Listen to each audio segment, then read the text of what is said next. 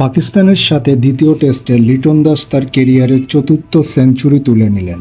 আজ লিটন দুর্দান্ত একটি সেঞ্চুরি উপহার দিয়েছে বাংলাদেশের সকল ক্রিকেট প্রেমীদেরকে। আজ লিটন আবারও প্রমাণ করেছে নিজেকে। লিটনকে নিয়ে অনেক সমালোচনা হয়েছে অনেক সময়। আজ সকল সমালোচনার জবাব দিলেন মাঠে থেকে।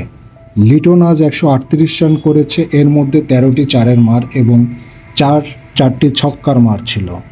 বাংলাদেশ দল যখন চরম আকারে ব্যাটিং বিপর্যয়ে ভুগছিল, ঠিক তখনই লিটন দাস দায়িত্ব নিয়ে ব্যাটিং করেছে, বাংলাদেশ দলকে একটি সম্মানজনক জায়গায় নিয়ে যেতে সক্ষম হয়েছে। লিটনকে আউট করতে রীতিমতো পাকিস্তানের বোলাররা আজ হিমশিম খেয়েছে। লিটনের এই 138 রানের ইনিংসে যে দৃষ্টিনন্দন শটগুলো ছিল তা আসলেই দেখার মতো। ভিউয়ার্স, আপনারা যারা লিটনের ব্যাটিংটা দেখেন নাই তারা অনেক বড় মিস করেছেন। আজ লিটন 60.53 স্ট্রাইক রেটে ব্যাটিং করেছে। লিটনের খেলা দেখে মনে হচ্ছিল যেন লিটন টেস্ট নয়, ওয়ানডে খেলতে নেমেছে। আজ লিটনের এই মাঠে দাঁতে দাঁত কামড়ে থেকে পড়ে থাকার কারণে পাকিস্তানের বোলাররা রীতিমতো ক্লান্ত হয়ে পড়েছিল।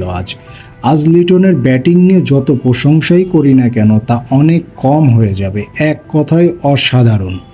বাংলাদেশকে খাদের কিনারা থেকে টেনে তুলে নিয়ে এসেছে এই লিটন দাস।